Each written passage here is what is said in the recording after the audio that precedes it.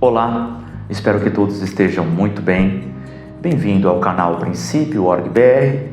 Eu sou Samuel Cunha e nós estamos fazendo um estudo detalhado do Evangelho de Jesus Cristo segundo escreveu Mateus. As crianças não trabalham, mas comem. Não têm salário, mas têm roupas. Não têm forças para carregar tijolos, mas vivem abrigadas.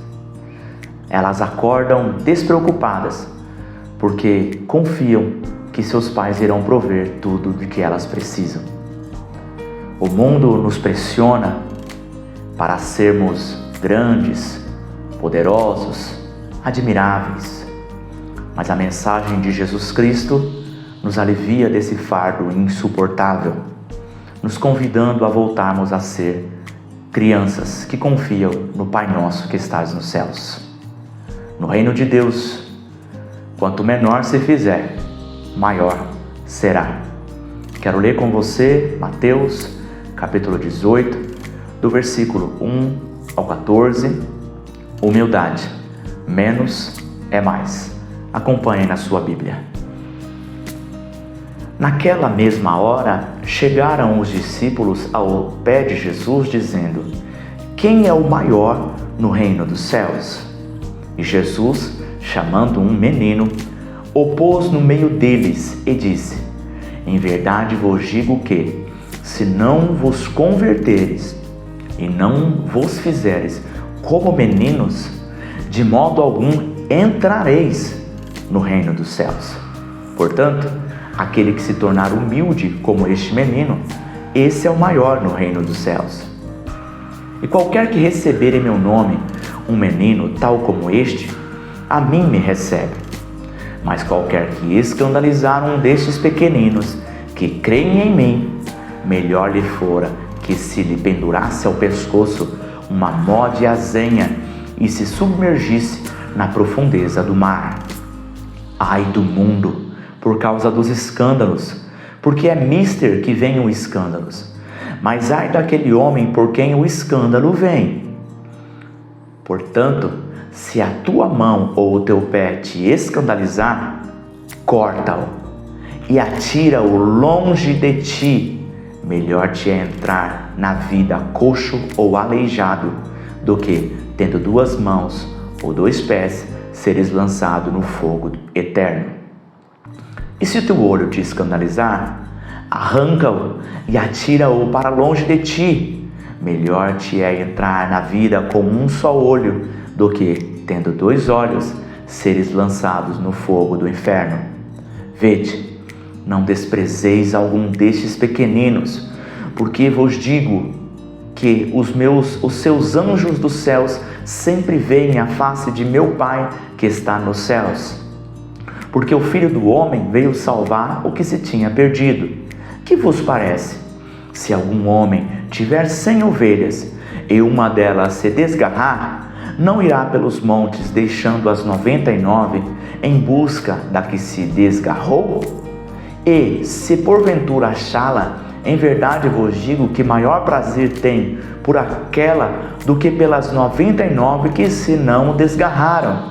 Assim também não é vontade de vosso Pai que está nos céus que um destes pequeninos se perca. Vamos começar comentando do versículo 1 ao 4.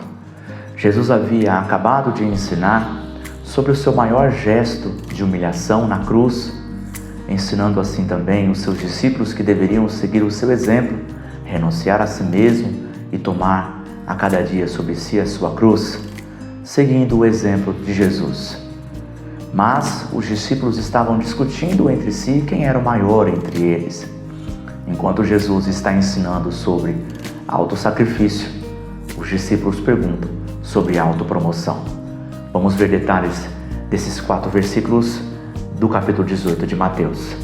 Bom, o comentário especialista Beacon nos dá uma introdução do que possivelmente está na mente dos discípulos. Ele diz assim: os acontecimentos imediatamente precedentes deixaram o grupo empolgado sobre a possibilidade de o reino ser estabelecido na terra dentro de pouco tempo.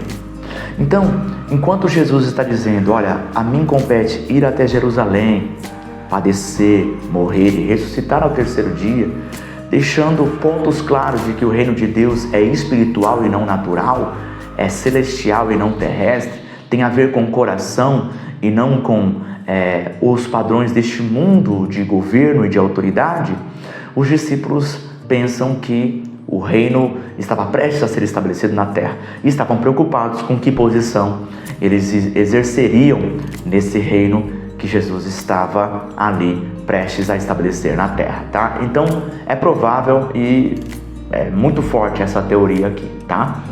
Nesse trecho, tanto no versículo 1 até o 14, né, no trecho completo aqui que nós estamos estudando hoje, nós vamos encontrar a expressão meninos e também pequeninos de vez em quando, tá? Aqui nesse texto, meninos e pequeninos representam tanto crianças, de uma maneira literal mesmo, tá? Entendo eu e a maioria dos especialistas também, como cristãos mais fracos, por exemplo, novos convertidos ou imaturos na fé, tá? Então, sabe aquela pessoa que acabou de chegar na igreja, ela está no primeiro mês na igreja, está empolgada, quer se batizar, né? Louva com entusiasmo, faz promessas para Deus assim, de amor eterno, né? Aquela pessoa seria aqui considerado um pequenino de Jesus, tá? Tudo bem? Então é importante nós se localizarmos aqui, tanto criança como também nós vamos seguir essa interpretação. Pequeninos e crianças e meninos é um símbolo, é um significado de crianças literalmente, como também cristãos fracos ou novos, tá bom? Vamos lá. A expressão, um destes pequeninos que creem em mim, tá? Então você vê aqui que, por exemplo, provavelmente Jesus não está se referindo a, por exemplo, uma criança de 5 anos ou de 8 anos, porque é incapaz ainda de ter uma crença, né, madura, mas sim de um seguidor dele que é pequenino porque ainda está começando, ainda é novo, né? A Bíblia diz que quando nós nascemos, quando nós cremos em Jesus, nós nascemos de novo. Então, nesse processo de nascimento, até se tornarmos na fase adulta, nós encontramos essa ilustração com frequência no Novo Testamento, especialmente nos escritos de Paulo. Então, nós vamos ver que, por enquanto, existe aí essa ilustração, essa comparação de, por enquanto, ainda somos bebês, crianças, adolescentes, jovens, até se tornarmos homens e mulheres adultos, tá bom? Espiritualmente falando, tá? Então aqui, um destes pequeninos que creem em mim, que está no versículo 6, nos mostra que a principal característica das crianças enfatizada por Jesus é a confiança, tá? Então se você olhar no texto e falar, poxa, por que Jesus está utilizando uma criança para ilustrar? O que a criança tem que nós devemos imitar? Em primeiro lugar, o texto nos mostra a respeito da confiança, né? A fé, nós temos dito bastante isso, a fé é um pilar importantíssimo do reino de Deus e dos ensinamentos de Jesus, como da palavra de Deus como um todo. Então a confiança, o primeiro ponto, sem dúvida, tá? Além disso, nós podemos acrescentar a isso, as crianças não têm autoridade sobre ninguém, porque o contexto nos mostra que os discípulos estão interessados, né, no reino dos céus. Quem é o maior? Quem é o maior no reino dos céus? Maior em que questão? Em questão de autoridade, em questão de importância, em questão de posição. Então, as crianças naquela cultura e até hoje são as menores com relação à autoridade, né? Então, se nós formos pegar aqui a questão da autoridade, vamos pegar, por exemplo, um presidente de um país tem grande autoridade, depois, não sei, estou apenas ilustrando assim para a gente ter uma ideia, governadores,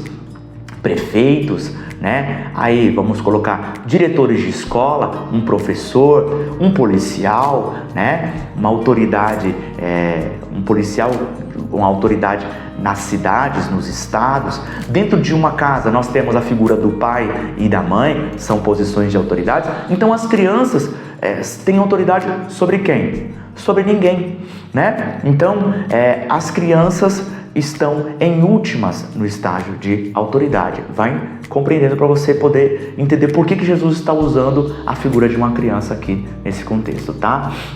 Além disso, nós temos as crianças não possuem maior conhecimento, também não possuem a maior força, são as menores e as últimas em honra e poder, tá? Então todos esses pontos aqui, eu acredito que alguns outros também, Jesus estava utilizando ali para enfatizar que os discípulos estavam querendo poder, posição, autoridade, quem tem o maior conhecimento, a maior força, né?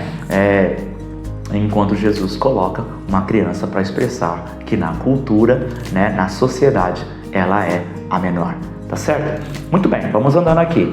Jesus expressou humildade, o ensino de humildade nos evangelhos está muito presente. Eu quero dar aqui para você apenas alguns exemplos, os melhores momentos aqui dos ensinamentos de Jesus a respeito de humildade. Então vamos dar alguns exemplos.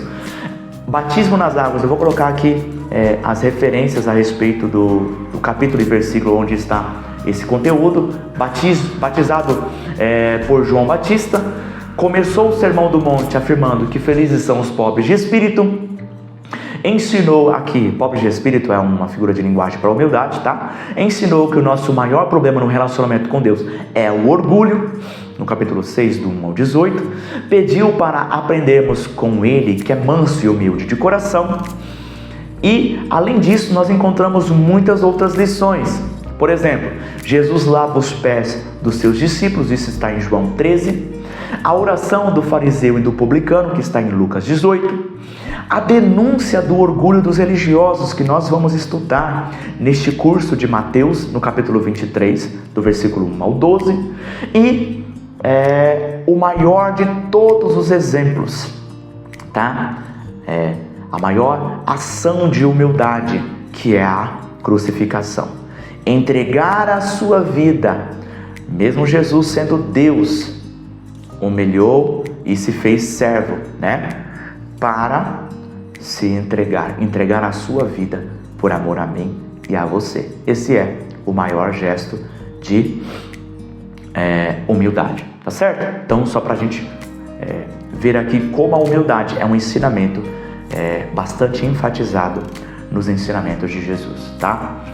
O Beacon, a respeito disso que eu estou querendo afirmar e argumentar com você, coloca um comentário assim: podemos construir um sólido argumento em defesa da proposição de que Jesus enfatiza mais a humildade do que qualquer outra virtude cristã.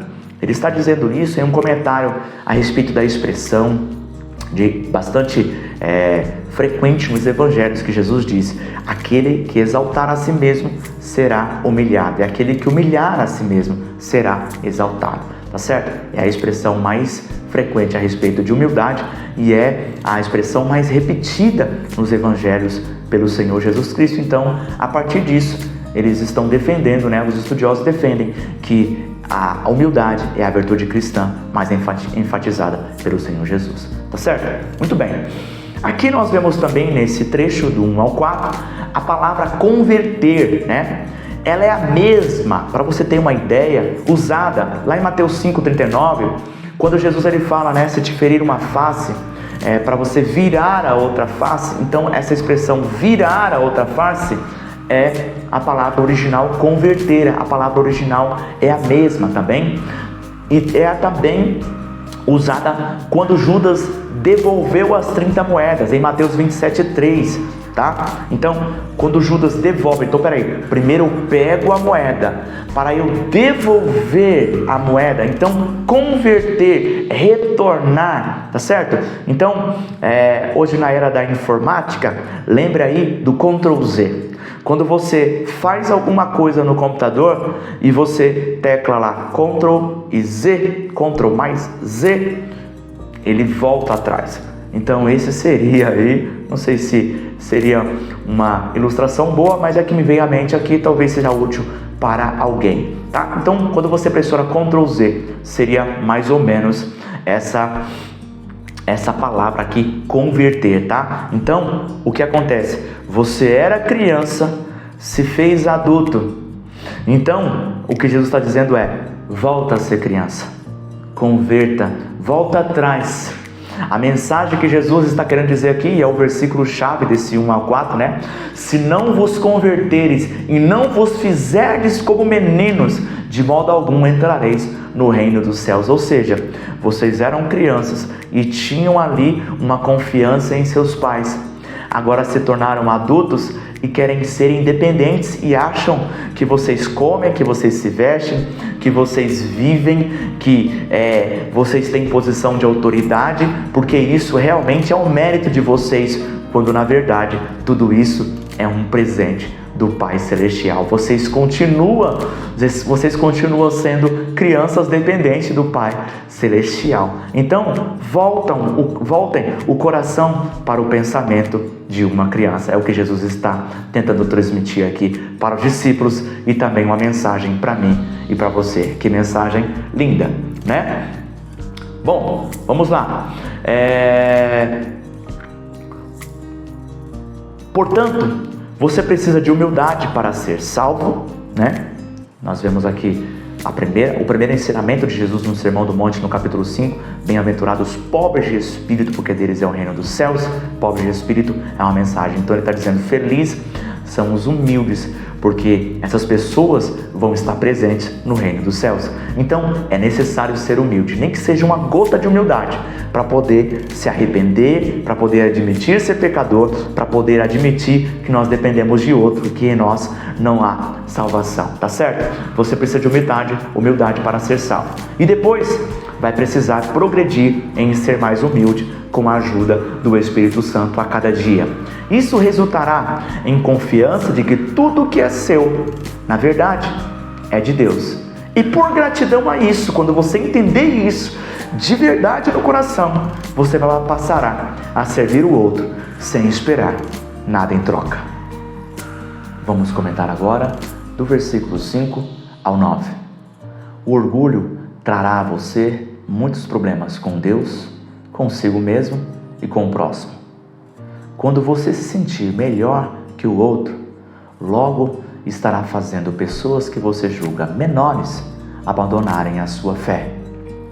Nós somos responsáveis uns pelos outros e devemos ter um temor muito grande em sermos culpados pela queda de alguém. Vamos aqui ver esse trecho da palavra de Deus.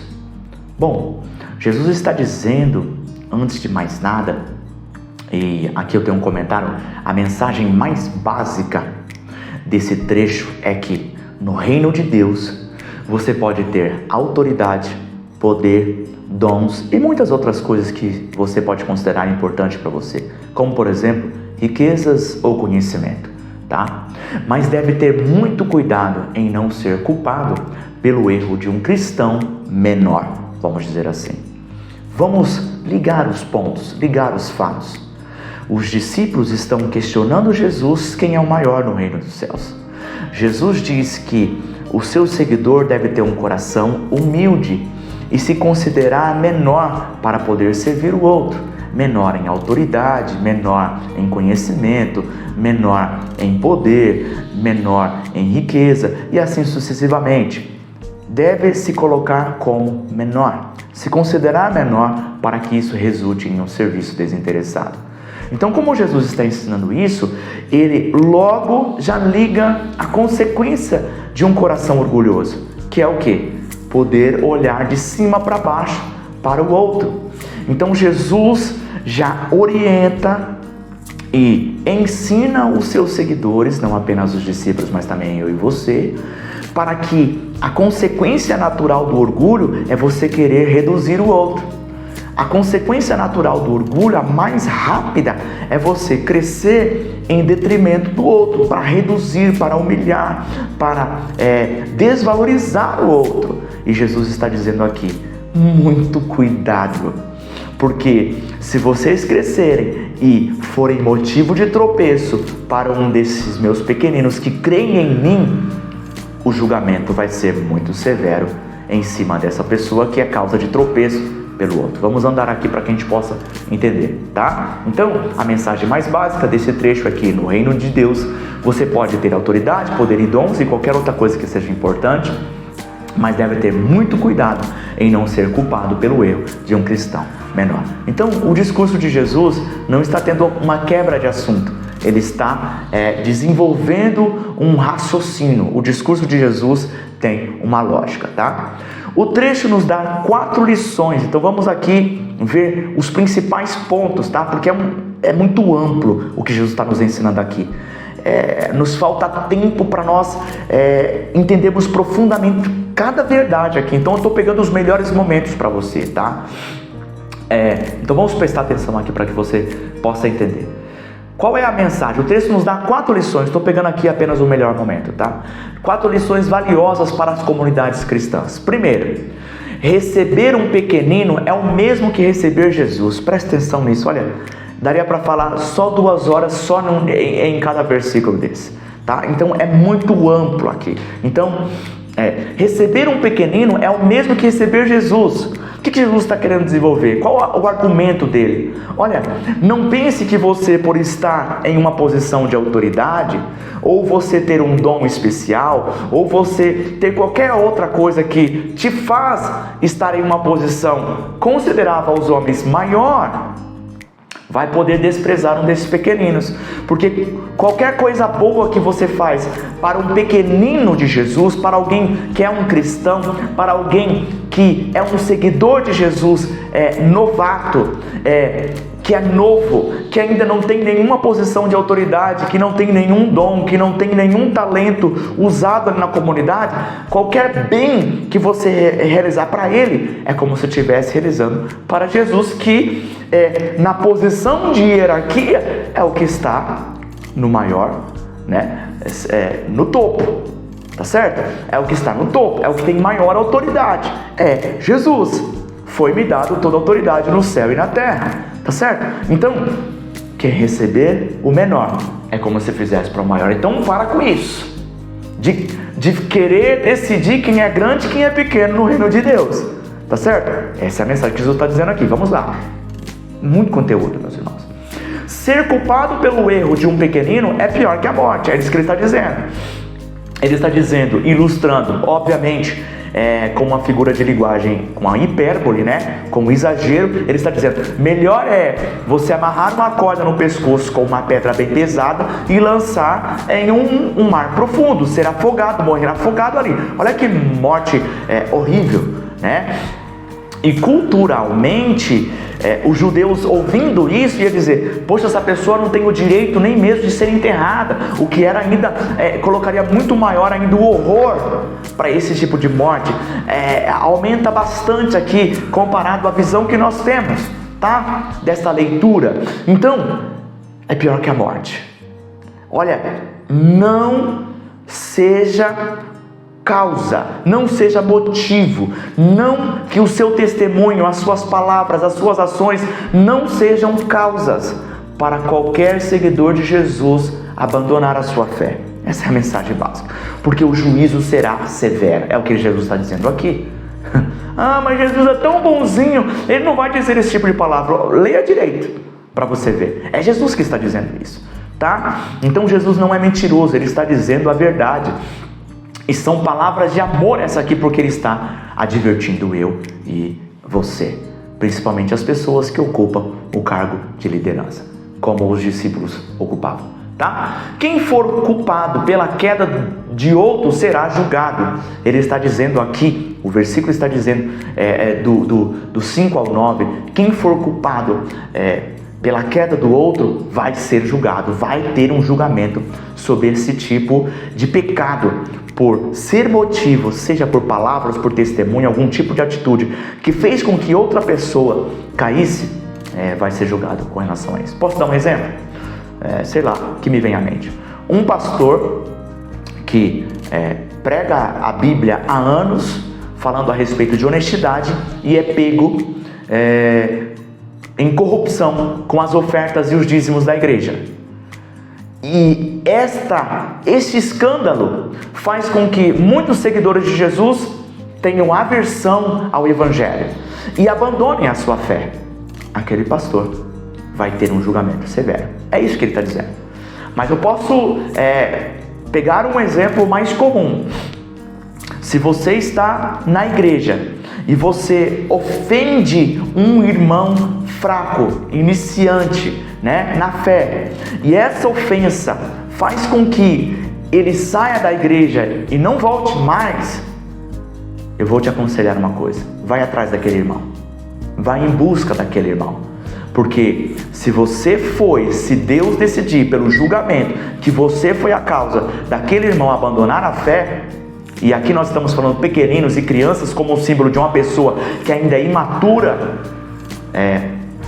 essa pessoa é culpada e será punida e julgada por esse motivo. Então estou apenas aqui dando um exemplo, tá? Quarto, por esses 3 argumentos, Jesus está dizendo, por isso devemos ser rígidos com o pecado. Por isso que aí, vou ler novamente aqui, né? Então ele diz, portanto, se a tua mão ou o teu pé te escandalizar, e depois ele diz a respeito também do olho, arranca-o e lança-o longe de ti.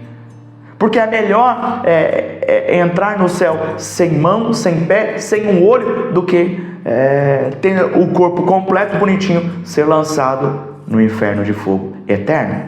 Então ele está dizendo, obviamente, novamente, não é literal isso, Jesus não está sugerindo a mutilação do corpo, mas é uma figura de linguagem também, uma hipérbole, tentando nos transmitir uma mensagem aqui de alerta. Prestem atenção, tomem cuidado para ouvir as minhas palavras,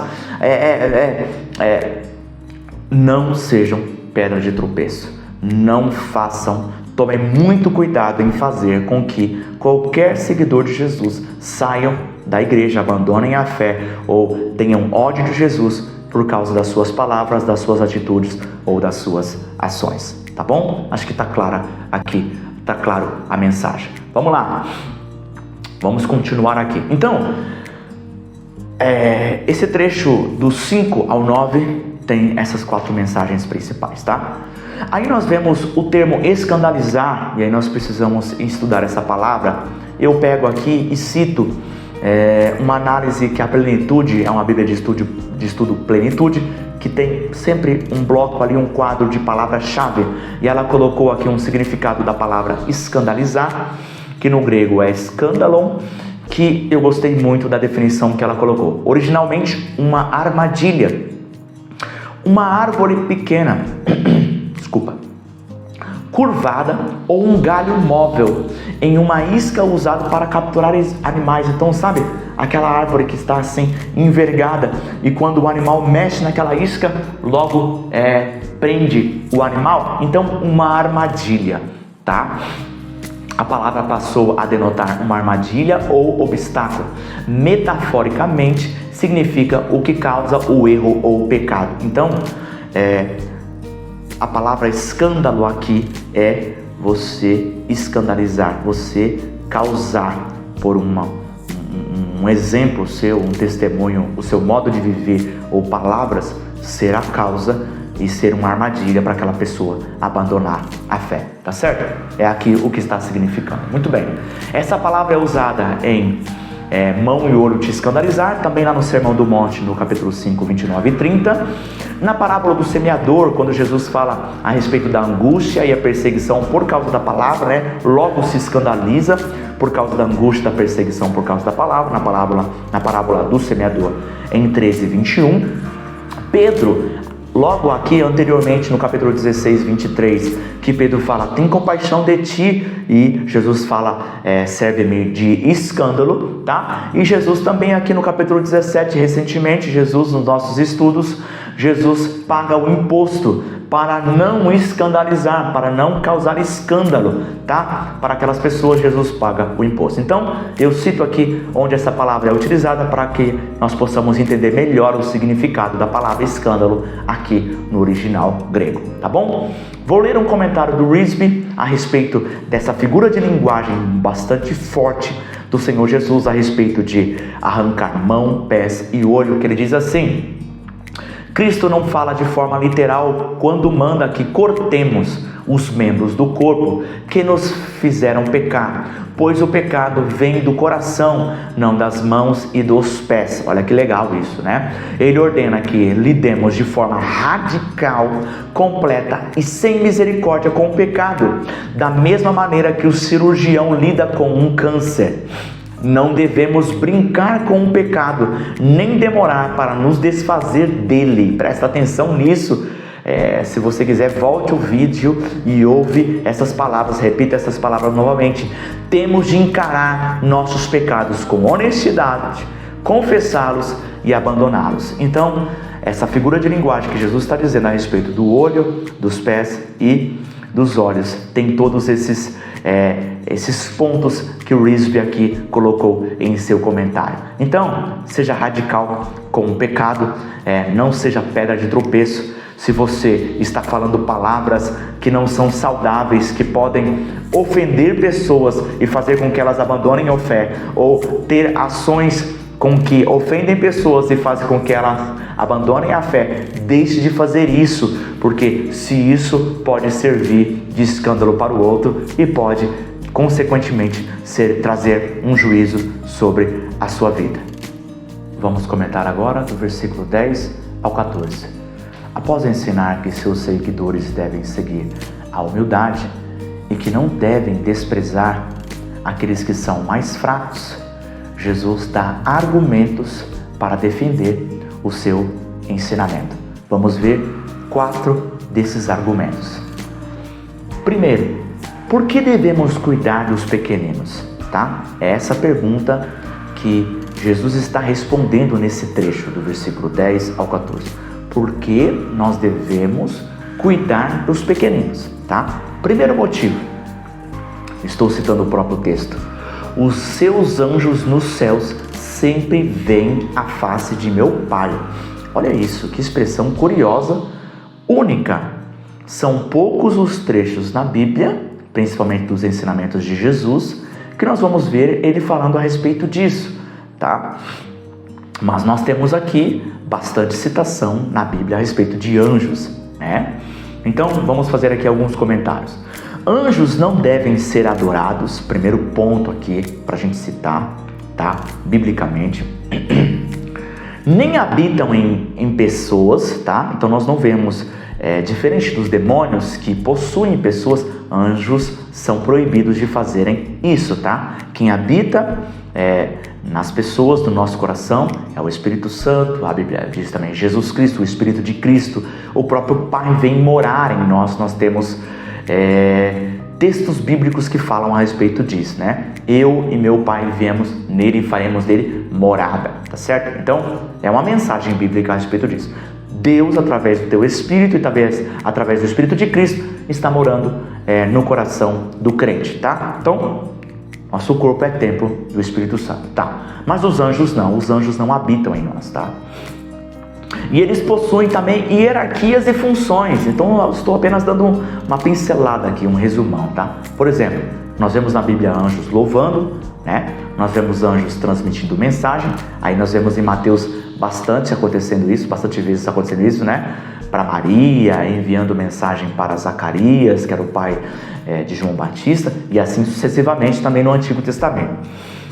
Proteção, anjos para protegerem, E também anjos especialistas em guerras. Nós vemos isso também pela Bíblia, Um texto bastante comum, que acredito que dá uma boa resumida a respeito dos anjos, é o que está em Hebreus 1,14, que diz assim: não são porventura todos eles espíritos ministradores enviados para servir, olha isso, enviados para servir a favor daqueles que hão de herdar a salvação? Então aqui nos dá uma bela de um resumo dos anjos e da sua principal função, enviados para servir aqueles que são salvos, servir os seguidores de Jesus, certo? Então, veja bem, aqui Jesus está dizendo, olha, os seus anjos, ou seja, eu tenho o meu anjo, vamos dizer assim, Você tem o seu anjo, que é um anjo responsável por cuidar de você. É o que nos dá a entender pelo texto, Tem se desenvolvido ao longo dos anos, dos séculos, né? A respeito dos anjos da guarda, né? E me parece que esse texto apoia essa ideia. Não talvez com todos os detalhes da doutrina do anjo da guarda, mas aqui sim a Bíblia está apoiando que um anjo protege seguidores. Não um anjo, né? Os seus anjos, ou seja, anjos que são responsáveis pela minha vida, protegem e estão sempre diante da face do Pai, ou seja, eles testificam, né? Não que o Pai já não sabe de maneira antecipada o que vai acontecer, mas esta é uma maneira, né, de testemunho do que está acontecendo na minha vida, as minhas ações, né, e o meu modo de agir. Então, vamos voltar aqui ao ponto. Então, pera lá, de novo. Os discípulos estão preocupados quem é o maior no reino dos céus, né? Pensando em si mesmo, que posição eu vou ter no reino de Jesus, né? Principalmente terrestre. Tá. Jesus fala: tome cuidado para não fazer com que nenhum desses pequeninos que creem em mim caem por causa de vocês, porque vocês vão se considerar superiores e logo vai querer desprezar um desses meus pequeninos, tá? E aqui ele está dizendo, né, que os anjos desses pequeninos estão sempre diante do Pai e de certa forma vão contar para o Pai o que está acontecendo. Ó, Pai, fulano abandonou a fé por causa de cicrano. Tá certo? Acho que a ideia é mais ou menos essa que Jesus está querendo transmitir de um modo bem simples, tá? Vamos lá. Então esse é o primeiro argumento, tá? De algum modo, o Pai vai ficar sabendo. Obviamente que o Pai já sabe de tudo o que acontece pela sua onisciência.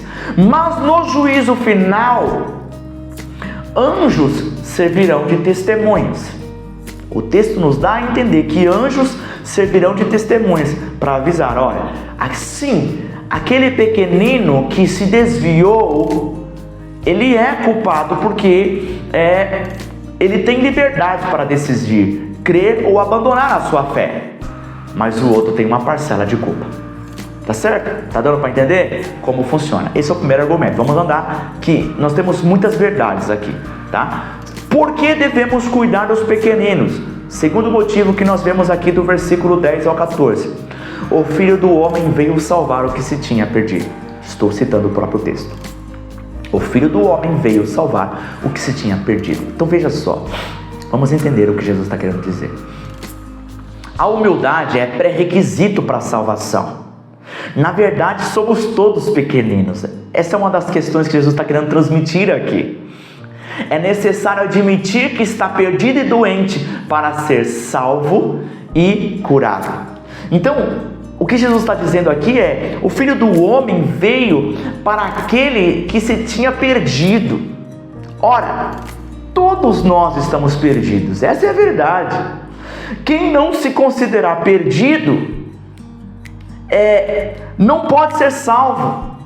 Porque não se considerou pecador, que não se considerou carente de salvação, olha, eu não preciso de Jesus.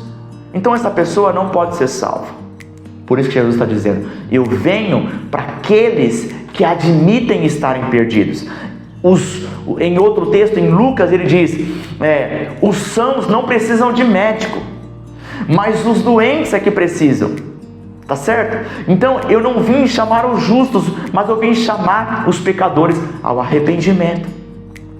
Então a grande questão é que todos, 100% da humanidade está perdida, 100% da humanidade está doente, 100% da humanidade é pecadora e necessitada de Jesus. Mas não será 100%, apenas uma parcela reconhecerá, apenas uma parcela irá admitir desta necessidade. Então o Filho do Homem veio para aquele que estava perdido. Todos estão perdidos, aqueles que reconhecem que estão perdidos. Deu para entender? Essa é a transmissão, essa é a mensagem que Jesus está querendo transmitir aqui. Segundo motivo. Vamos para o terceiro. Por que devemos cuidar dos pequeninos? Então, só voltando aqui no segundo. o Filho do Homem veio para o que estava perdido. Ou seja, vocês que estão hoje em uma posição de autoridade, ele está dizendo para os discípulos e também para os líderes de hoje, vocês que estão com uma posição de autoridade, ou que conhecem mais, ou que têm dons, vocês também eram pequeninos antes e estavam perdidos e hoje foram achados, e além de serem achados, foram colocados nestes postos, nessa posição de autoridade que vocês estão. Então, vocês também estavam perdidos. Entender isso coloca a gente em uma posição, desce, porque como um pequenino hoje está iniciando na sua jornada cristã, eu também passei por isso. São tantas verdades aqui que me falta o tempo para poder explicar, mas vamos lá que eu estou tentando te dar os melhores momentos, tá? Então vamos lá. Terceiro motivo, por que devemos cuidar dos pequeninos? Maior prazer, estou citando o próprio texto, maior prazer tem por aquela do que pelas 99 que se desgarraram. Então Jesus está contando a parábola da ovelha perdida, né? Vamos lá. Se compararmos esta parábola com Lucas 15, eu recomendo a você a ler Lucas 15. Se você tiver interesse em compreender melhor esse trecho da palavra de Deus, leia Lucas 15 completamente. Porque ali Lucas vai dar da moeda perdida, também a parábola do filho pródigo, que todas estão transmitindo a mesma mensagem. A ovelha, a moeda, a dracma, né? E também o filho pródigo está transmitindo a mensagem de alguém que estava perdido, reconhece e tem alegria do pai ou da mulher que encontra ou do pastor que encontra a ovelha. A mensagem é a mesma, com 3 histórias assim fantásticas, tá? Que Jesus está contando ali. Mas vamos focar aqui. Voltando. Se compararmos essa parábola com Lucas 15, vamos concluir que a ovelha perdida simboliza um pecador que se arrepende. Lucas 15 nos dá esta mensagem. Então a ovelha perdida, na verdade, é um pecador que se arrepende. E as 99 são pessoas que se consideram justas e que logo não precisam de arrependimento. Essa é a figura que é provável que Jesus está querendo transmitir aqui em Mateus também 18, tá? O assunto ainda é humildade e orgulho. O assunto ainda é humildade e orgulho. O assunto ainda é os humildes, o que tem pelo menos um pouquinho de humildade, irão admitir que estão perdidos, que é uma ovelha perdida, que é uma moeda perdida, que é um filho pródigo que foi e se perdeu, né? E até mesmo o outro filho, o irmão do filho pródigo, que não reconhece o amor do pai, né? Que acha que não precisa do amor do pai. Tá certo? Então, vamos lá. Isso não significa que Deus fica alegre com a salvação de um e com a condenação de 99. Não é essa a mensagem que Jesus está querendo transmitir. Deus sempre está esperando as 99 que não se arrependeram, tá? A reconhecerem que estão perdidas. Essa é a mensagem que nós podemos combinar aqui. Esse resgate gera uma alegria singular. Então, por quê? Por que nós devemos cuidar dos pequeninos? Em terceiro lugar, maior prazer tem por aquela que pelaquela que foi encontrada do que pelas 99 que não se desgarraram, tá certo? Maior alegria tem o pai por aquela que reconheceu e se arrependeu, porque todas estavam perdidas. Então, aquela que se arrependeu, ele tem uma alegria singular. Aquela que estava perdida e foi encontrada tem uma alegria singular. Então Jesus está contando essa parábola para demonstrar para nós que o Pai tem muita alegria em qualquer um daqueles todos que estão perdidos e que se arrependem e se encontram, tá certo? Encontram, passam a se arrepender e crer em Jesus Cristo. Então, se o Pai tem muita alegria nisso, tome cuidado para fazer com que aquela ovelha que estava perdida e que foi encontrada e que o pai se alegrou e agora por sua causa aquela alegria abandonou a fé. Tá certo? Jesus está argumentando o porquê que nós devemos tomar cuidado com os pequeninos. Vamos lá. Quarto, Ele conclui: não é vontade do vosso Pai que está nos céus que um desses pequeninos se perca. Tá certo? Então ele está dizendo, se ele sentiu uma forte alegria, aquilo que estava perdido, e ele encontrou, como um pastor que encontra uma ovelha, ou como uma mulher que encontra uma moeda que estava perdida na sua casa, ele vasculha tudo e encontra, ou como um pai que tem 2 filhos e um se perde e vai distante e gasta todo o seu dinheiro e se prostitui e se perde, e quando volta, qual a sensação que esse pai tem? De muita alegria. Agora, se esse pai sente isso e por algum outro motivo aquele filho se perde de novo, qual é a sensação desse pai? Não é da vontade dele que ele se volte a se perder. Tá entendendo? Tá? Então assim nós ligamos os pontos, desde o versículo 1 até o 14, o assunto é o mesmo. E na verdade o capítulo 18 inteiro o assunto é o mesmo, que vai ser assunto para o próximo vídeo. Então vamos lá.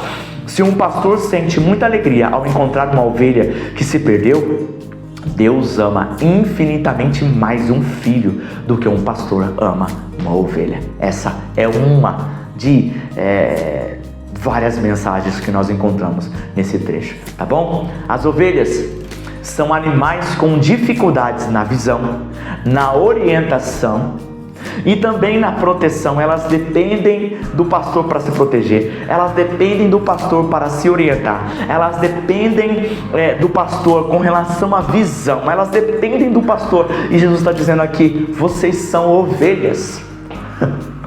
Jesus está dizendo para os discípulos e para os pequeninos: todos vocês são pequeninos, todos vocês são meninos, todos vocês são crianças, todos vocês são ovelhas. Eu sou ovelha, você é ovelha. Dependemos do bom pastor. Deu para entender a mensagem principal? Então, por que se orgulhar? Por que se sentir maior que o outro? Por que se sentir melhor que o outro? Por que se sentir, ter orgulho, sendo que é melhor? Todos nós somos ovelhas, todos nós somos pequeninos, todos nós somos pecadores, todos nós somos dependentes do Pai para viver, para vestir, para comer, para proteção, para orientação. Estamos perdidos. Sem o Pai, sem o Espírito Santo, sem Jesus, estamos perdidos. Não podemos nos orgulhar, querer crescer e querer desprezar qualquer um outro. Pelo contrário, precisamos mesmo resgatar todos que estão perdidos, desorientados e estão cegos. Tá certo? Então, quando perdidas, elas não conseguem voltar sozinhas, precisam ser procuradas e resgatadas. Ao invés de sermos motivos para os irmãos caírem, errarem, pecarem, abandonarem a fé, nós devemos mesmos ir pregar o Evangelho e resgatá-las de volta para o aprisco, para o rebanho, para a igreja, para a comunidade, para perto de todos aqueles que são seguidores de Jesus Cristo. Quero aproveitar essa oportunidade para definir orgulho e humildade. O orgulho está presente em todo o coração humano e é considerar a si mesmo superior ao outro. Esse pecado faz a pessoa desejar admiração e elogio. O orgulho está sempre dizendo: eu sou, eu mereço. Então vamos definir o orgulho originalmente e ver como ele se enquadra nos ensinamentos do Senhor Jesus. Bom, a palavra orgulho, e acredito que nós devemos começar por aqui, vou deixar a expressão no grego aqui do lado, é uma combinação de muito e aparecer. Então, no original grego, a palavra orgulho tem a ver com muito e aparecer, tá? Podendo também apontar para excessivo brilho. Portanto, é a característica de uma pessoa com uma estimativa exagerada de seus próprios poderes ou méritos, tá? Ou seja, eu mereço, né? Eu tenho mérito, então eu mereço isso. Menosprezando, normalmente dá este efeito, né? Menosprezando os outros com desdém. É um resultado muito comum de quem é orgulhoso, quem está, na verdade todos nós somos orgulhosos Então, quando você tem uma atitude orgulhosa, quando eu ou você temos uma atitude orgulhosa, normalmente para reduzir o outro, tá bom? Para se exaltar. Vamos lá. Então, nos ensinos de Jesus sobre orgulho, normalmente encontramos referências como, por exemplo, exaltar, maior e aparecer. Então, essas três palavras sempre estão relacionadas com orgulho, aquele que se exaltar a si mesmo, né? O maior, né? Se conseguir se considerar maior, ou faz algo para aparecer, né? Então, essas palavras normalmente estão relacionadas com orgulho nos evangelhos e nos ensinamentos de Jesus, tá? Indicando uma atitude de superioridade e ostentação. Então, o orgulho está muito relacionado a você se sentir superior e também querer aparecer, né? Querer mostrar, querer exibir, querer admiração, querer ser visto, tá certo? Então o orgulho está muito ligado a isso, tá? Agora, pense comigo, tá? E essa é uma opinião que eu encontro na palavra de Deus. Estudando a palavra de Deus, a principal motivação para o orgulho, por que nós temos orgulho, né? Pense bem aí você. Por que nós gostamos de se aparecer? Por que nós queremos ser os primeiros, os campeões, os mais admirados, né? Por quê? A principal motivação para o orgulho é o prazer gerado no coração pelo elogio. Nós gostamos do elogio e, em contrapartida, não gostamos da repreensão, da crítica. Não é assim, né? Pode perceber, desde criança, adolescente, jovem, na fase adulta, todo mundo gosta do elogio, de ser admirado, de ser elogiado e não da repreensão, de ser criticado, tá? Amamos ser os primeiros, os campeões, os melhores, os mais bonitos, os mais prósperos. Por quê? Porque esses são os comentados e curtidos. Estou falando isso já de uma maneira moderna, na era das redes sociais, né? Então, em última instância, lá na raiz do problema, creio eu, que tem relação com a idolatria, tá? Então, Deus nos criou para olharmos para Deus. Nós fomos criados para olharmos para Deus. Perceba que o olho não olha para o seu próprio rosto, né? Você não consegue olhar. Nós não fomos criados com os olhos para olhar para o próprio rosto, para a própria aparência, tá certo? Então, o espelho é uma criação humana, né? Então, os nossos olhos foram criados para olhar para Deus, mas com a queda de Adão e Eva, o amor foi substituído pelo orgulho. Então, o fundamento do amor, que é a criação de Deus em sua essência, foi substituída pela queda, pelo orgulho. E agora nós queremos olhar para nós mesmos. Então, nós queremos admiração. Nós queremos usurpar aquilo que é de Deus, que é a adoração. Então, nós queremos mesmo sermos adorados. Eu acredito que lá na raiz de tudo isso, da natureza humana, o orgulho. E por quê? Porque nós queremos ser adorados, né? Nós queremos ser admirados, nós queremos ser prestigiados. Acredito que está aí a raiz. Mas vamos lá, senão vai ficar muito longo isso daqui. Muito bem.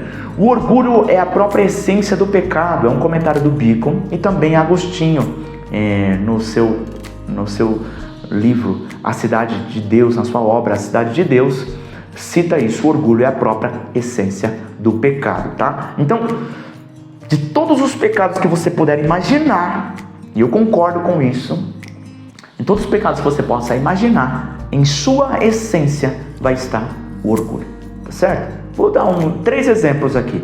A mentira. Por que alguém mente? Nós mentimos com medo da verdade, porque a verdade irá revelar algo sobre nós que não é bom. E aí como vai ficar a nossa reputação? né? Como nós queremos ser bem vistos pelos outros com relação à nossa reputação, nós mentimos. Estou só dando um exemplo, na maioria das vezes esse é o caso, tá? Mas pode fazer o teste com todos os tipos de pecados que se você for analisando ele a fundo, você vai chegar e vai encontrar ele lá nas raízes, o orgulho, tá? Vou dar outro exemplo, homicídio. Por que alguém mata outra pessoa? Né? De maneira geral, nós matamos alguém, nós matamos, né? Um assassino mata alguém porque ele não perdoou, né? Normalmente existe uma circunstância de injustiça, o assassino, o homicida, ele tem raiva daquela pessoa, não perdoa, e aí naquele momento de vingança ele acaba matando a outra pessoa. Esse seria o caminho normal e tradicional e mais frequente do assassinato e da morte, né? Então, nesse cenário, se ele tivesse a humildade de perdoar o outro, ele não mataria ninguém, né? Ele não assassinaria aquela pessoa. Então, o orgulho está no assassinato também. Divórcio, estou dando exemplos aqui que eu separei aqui na minha lista. Por que acontece divórcio? Jesus disse que por causa da dureza do vosso coração, né? Da dureza do vosso coração. Então, o nosso coração é tão duro que nós temos dificuldade em perdoar o outro nesse relacionamento, e o perdão é extremamente necessário no casamento. E além disso, nós colocamos, eu mereço um cônjuge melhor. Eu mereço um cônjuge melhor. Então, eu vou me divorciar dessa pessoa e vou encontrar outro, né? Por quê? Porque essa não serve para mim. Por quê? Porque eu sou tão bom, sou tão melhor, eu faço tudo certo. Por que ela é assim? Por que ele é assim? Eu mereço alguém melhor. Então, o orgulho sempre vai estar nas causas, nas raízes do mal e na raiz de todo o pecado, tá bom? Legal. Vou dar um exemplo bíblico agora para a gente entender, um exemplo bastante clássico, Nabucodonosor. Deus resiste aos soberbos, mas dá graça aos humildes, uma expressão bastante comum na Bíblia, repetida.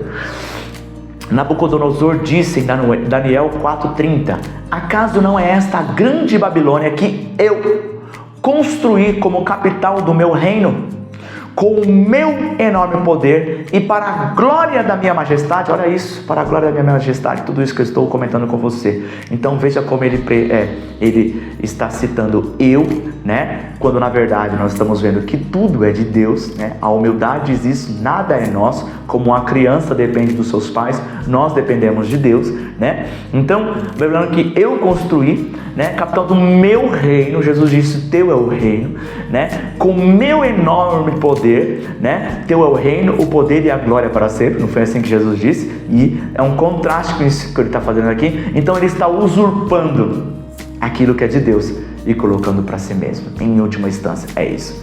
Quando Deus abate Nabucodonosor, o transformando como um animal, com as barbas, com seus pelos crescidos, chuva sobre ele, comendo ali no campo, vivendo como um animal, e ele aí então se arrepende, e ele vai dizer em Daniel 4:37, é uma história muito legal, muito interessante para você ler, também recomendo.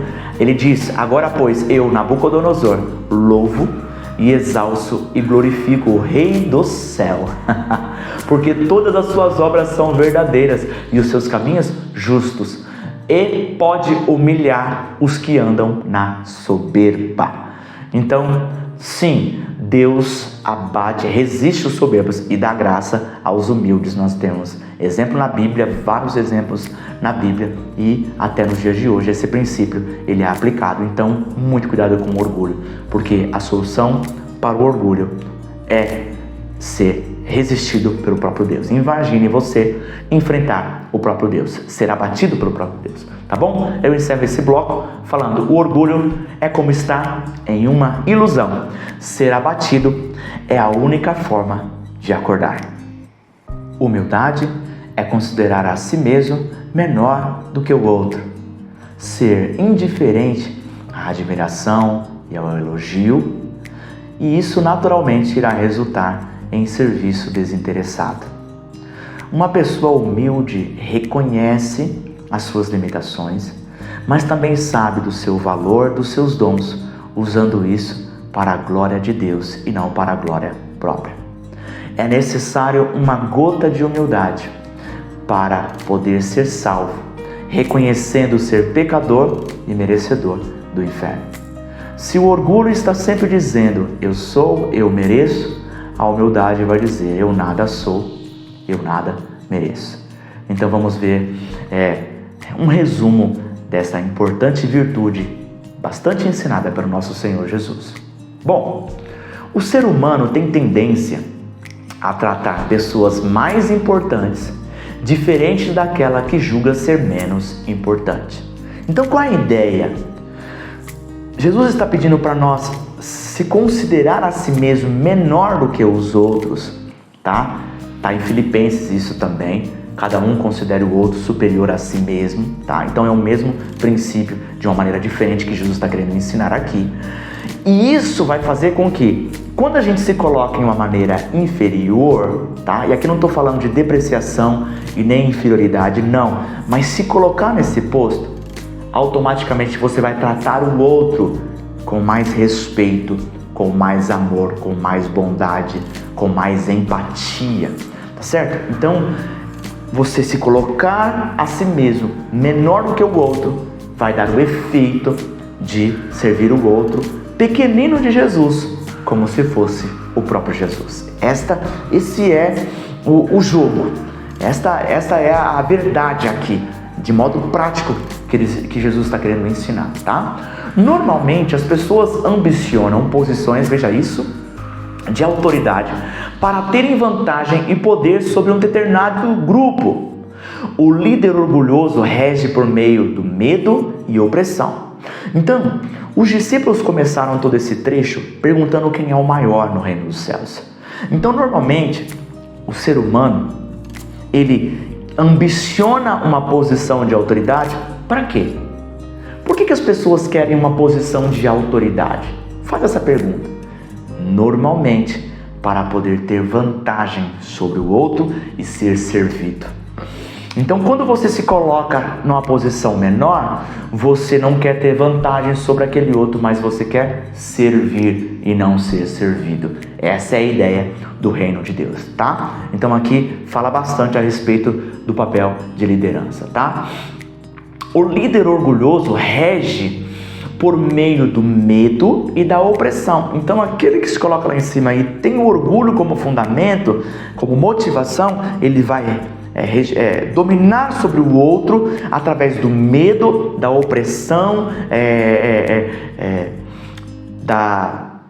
de tudo aquilo, ameaça, era essa a palavra que eu estava buscando, através da ameaça, ou faz, ou então vai acontecer isso, por meio do medo da opressão, tá certo? Agora, o líder humilde, ele vai desenvolver a sua autoridade por meio do serviço e buscando o bem-estar de todos. Tá certo? Então, deste modo, as pessoas realizarão as tarefas de boa vontade e não de forma obrigatória. Então, o líder orgulhoso e opressor, ele vai obrigar as pessoas a fazerem. Agora, o líder humilde, o líder servo, através do seu serviço, através da sua humildade, através do seu exemplo, através do seu caráter, através do amor, aquelas pessoas vão respeitá-lo e farão as tarefas com mais excelência e de boa vontade e não de forma obrigatória, tá bom? Então, aqui, em primeiro lugar, humildade é considerar a si mesmo menor do que os outros. E aí eu estou dando apenas um resumo para você, tá? Segundo lugar, é ser indiferente à admiração e elogio. Para você ter uma ideia, eu vou deixar a referência aqui em Provérbios. Salomão disse que as pessoas são provadas pelos elogios que recebem, sendo como uma armadilha ou um fogo que prova o ouro. Então, meu irmão, minha irmã, o elogio vai provar os corações. Eu sei que o elogio, muitas das vezes, a pessoa que está elogiando o outro, na maioria das vezes, em algumas vezes, não sei a porcentagem correta, exata, mas em algumas vezes nós usamos o elogio com a motivação, de motivar o outro, de incentivar o outro, de prestigiar o outro. Mas como o outro recebe isso?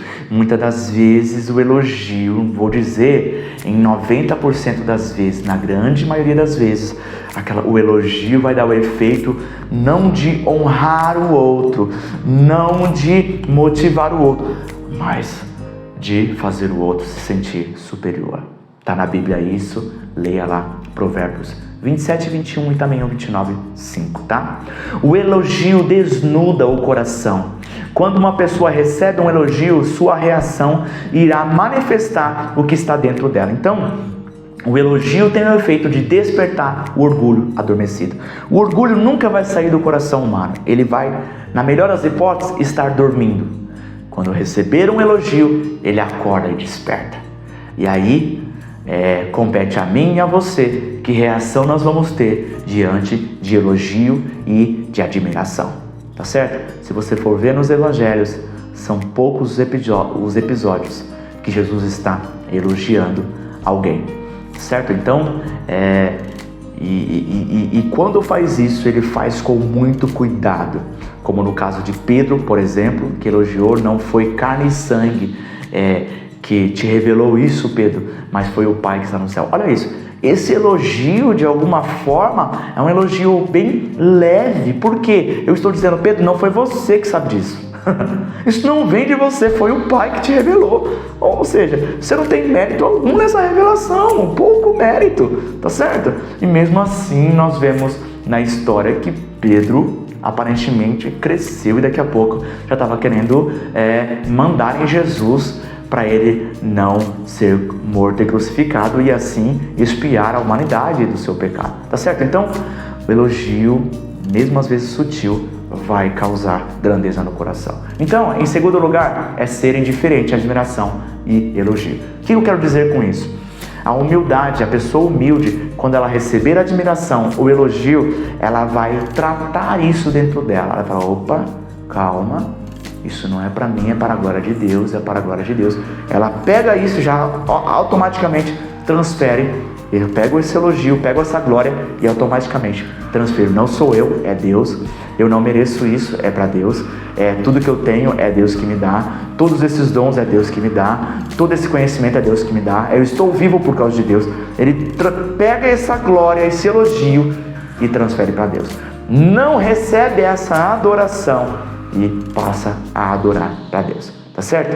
Então, é importante criar esse escudo quanto à admiração, essa barreira contra a admiração e o elogio.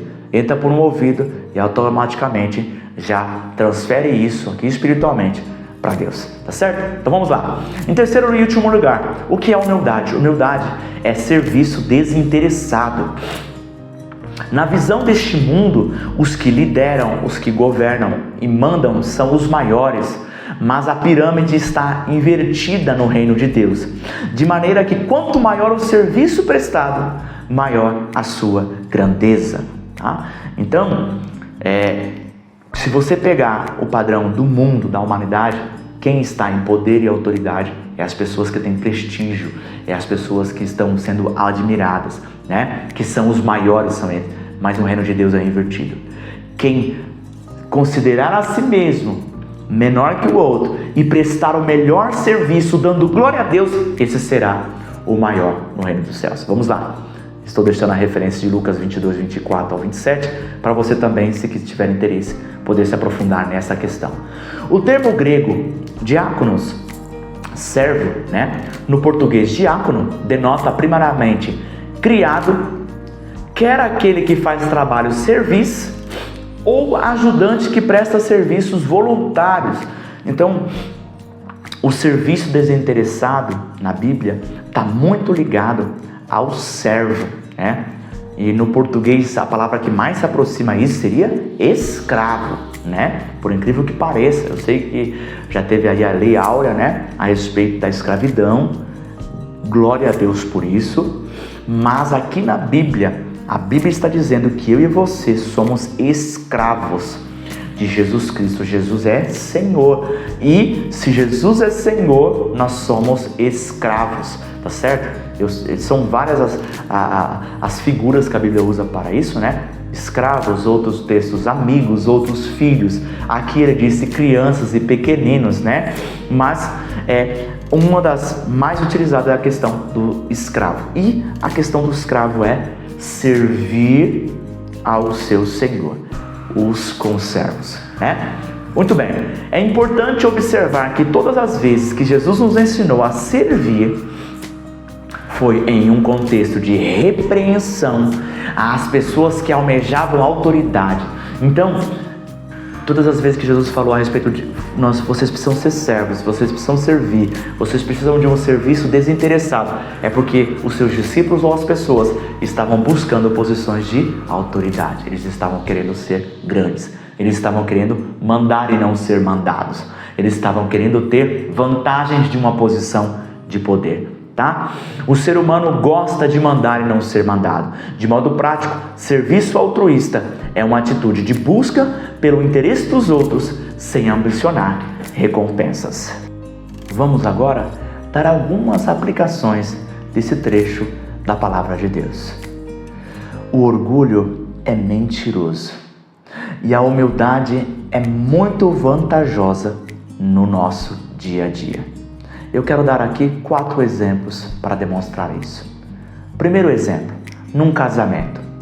Se o marido colocar em primeiro lugar o interesse da esposa, que é normalmente um carinho, gentileza, o seu interesse também será alcançado, que é o sexo.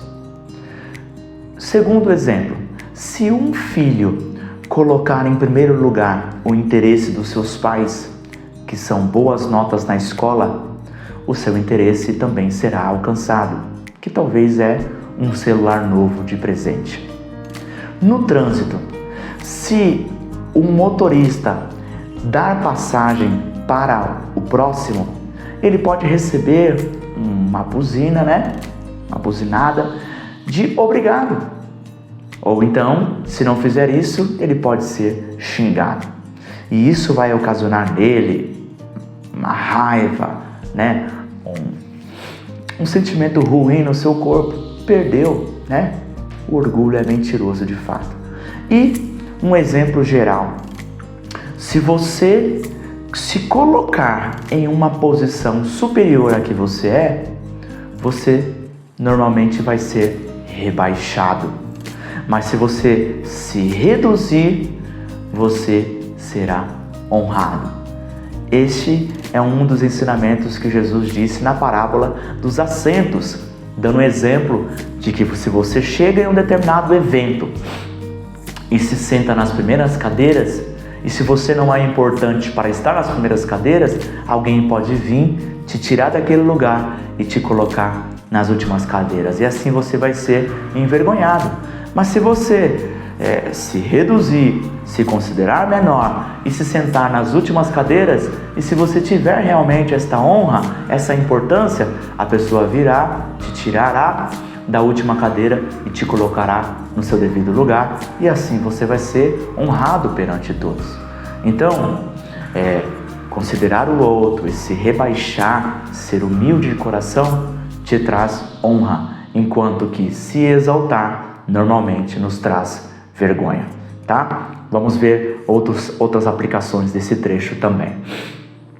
Segundo lugar, seu testemunho pode salvar ou condenar pessoas para sempre. Olha isso, que pesado, que forte.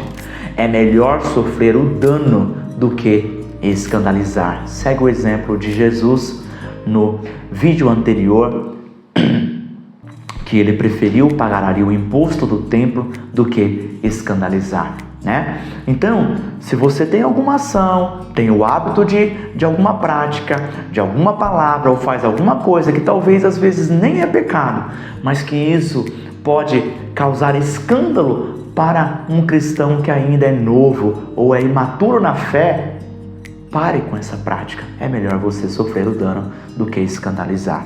Vemos aqui o juízo que virá sobre esse tipo de pecado, de ser um tropeço sobre a queda, um erro de um outro irmão, tá bom?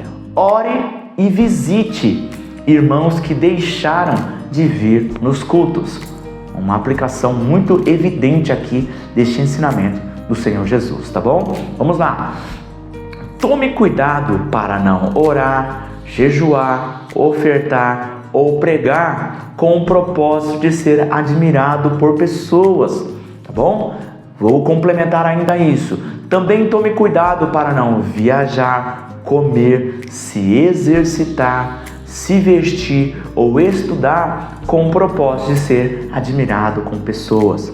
Na verdade, não faça nada com o propósito de ser reconhecido pelos seres humanos, mas sempre busque o elogio de Deus, tá bom? Sei que é muito difícil porque a nossa natureza é sempre corrupta, como eu já disse, todo o coração humano tem o orgulho ali, né? Dominando o coração humano, e na melhor das hipóteses, vamos dizer assim como ilustração, o orgulho está dormindo, mas ele nunca vai sair do coração humano de uma maneira completa, tá bom? Mas sempre crie o hábito de sempre ficar examinando suas ações, suas palavras, por que está fazendo aquilo, para receber a admiração das pessoas ou para a glória de Deus, tá bom? Também posso complementar aqui, você quer buscar uma posição de autoridade, um cargo, você quer dons de Deus, você quer poder de Deus, com qual propósito? Para ser admirado pelas pessoas e falar, olha como ele é santo, olha como ele conhece, olha como ele é usado, ou para, de fato, poder realizar aquilo que Deus tem na sua vida. Não queira nada além daquilo que Deus quer na sua vida. Não sei se deu para entender, tá bom? Vamos lá. Dê o lugar ao outro. Estou dando algumas orientações práticas aqui da humildade, tá? Dê o lugar ao outro. No trem, no ônibus, na sua casa, dê o lugar ao outro. Alimente o pobre. Por que estou dizendo alimentar o pobre? Porque o pobre não vai conseguir te recompensar. Então, dê a ele. Alimente o pobre, dê um lugar ao outro, né? Financie a recuperação de um dependente, porque normalmente um dependente químico ou de qualquer outro tipo de vício, né? Porque hoje a lista de vícios tem crescido muito, né? Do tipo, não apenas drogas e álcool, mas também de jogos, de pornografia. Financie o tratamento de uma pessoa que está nessa situação, que não pode te retribuir, melhor ainda, né? Financie isso sem querer nada em troca. É um gesto de humildade, tá? Vamos lá, vou dar outro exemplo aqui.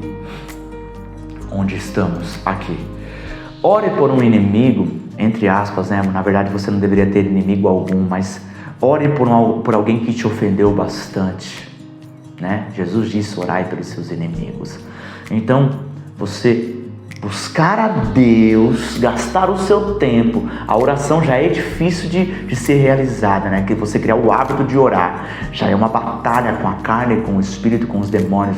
Você estar ali naquele tempo precioso de oração, orando por alguém que te ofendeu, é algo humilde, tá certo? É um gesto humilde.